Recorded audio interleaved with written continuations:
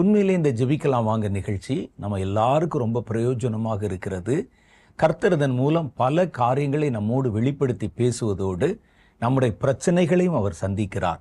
நம்ம பண்ணுகிற ஒவ்வொரு ஜெபத்திலையும் அந்த ஜெபத்தை கர்த்தர் ஏற்றுக்கொண்டு பல அற்புதமான காரியங்களை தேசத்தில் செய்கிறதையும் நம்ம சொந்த வாழ்க்கையிலே கர்த்தர் செய்கிறதையும் இந்த நிகழ்ச்சியின் மூலம் கர்த்தர் செய்து வருகிற மகிமையான காரியங்களை அநேகர் அறிந்து கொண்டு புதிதாக கர்த்தரை ஏற்றுக்கொள்ளுகிற அனுபவம் ஒவ்வொரு நிகழ்ச்சியிலும் நடப்பதையும் கண்டு கர்த்தருக்குள் நம்ம எல்லாம் அதிக சந்தோஷம் அடைகிறோம். கர்த்தர் தம்முடைய நாமத்தின் மகிமைக்காகவே ஒரு திட்டத்தை தந்து ஜெபிக்கலாம் வாங்க என்ற ஒரு பெயரையும் கொடுத்து இந்த நிகழ்ச்சியை கர்த்தர் வெற்றிகரமாக நிறைவேற்றி கொண்டு வருகிறார். அது மாத்திரல்ல, ஒவ்வொரு நிகழ்ச்சியிலும் கண்கள் திறக்கும்படிக்காக கர்த்தர் நம்மோடு கூட தம்முடைய சத்திய வார்த்தைகளை வெளிப்படுத்தி நம்ம கர்த்தருக்குள்ளே எப்படி இருக்கணும், நம்முடைய வாழ்க்கை